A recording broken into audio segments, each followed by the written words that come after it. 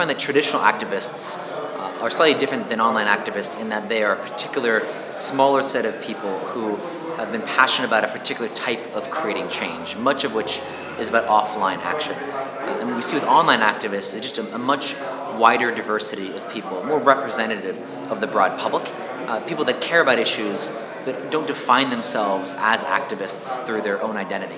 And the way they can learn from each other, I think that the offline traditional activists can learn that there's this incredible new opportunity to mobilize many, many more people than ever before by using technology and taking those people and then mobilizing them offline. They're not in conflict.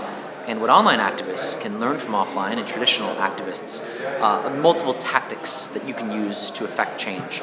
And really, online activists increasingly are using multiple different channels because of learning from traditional activists, and they're also mobilizing offline when it's effective to help win a campaign.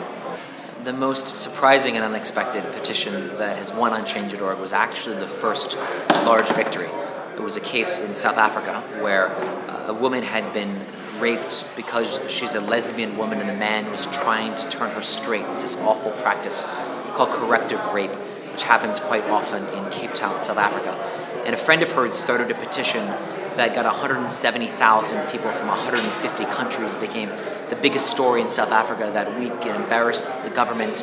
And she mobilized people offline in Parliament and then got them to pass a national task force to investigate and to stop the incidents of corrective rape in that country. A remarkable illustration of the power of everyday people that have extraordinary impact. And I, frankly, at the time, hadn't seen a viral campaign like that in the past. I didn't think that was possible from someone who didn't have really any offline traditional power.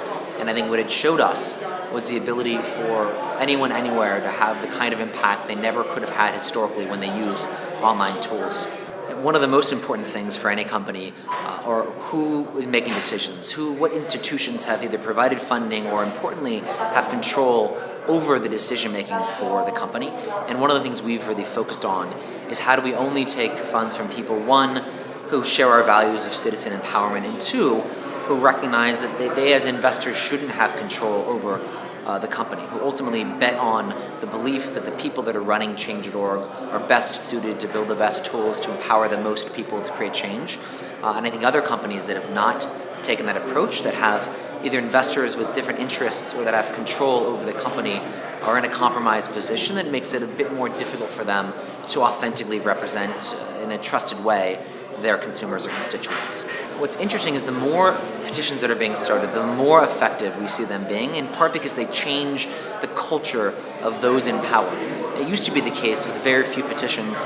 Elected officials and companies were accustomed to not paying attention and didn't build into their normal decision-making process the consideration of consumer or citizen voice through petitions. Now it's the case with the increasing number of petitions representing an increasing number of both constituents and customers that we're now seeing companies really change their best practices. They're hiring staff to think about engaging with people starting petitions, and then the same with elected officials. So we think we're now, with the acceleration of petition campaigns on really every major issue, we're changing the structure of decision making and how power engages with citizens and consumers.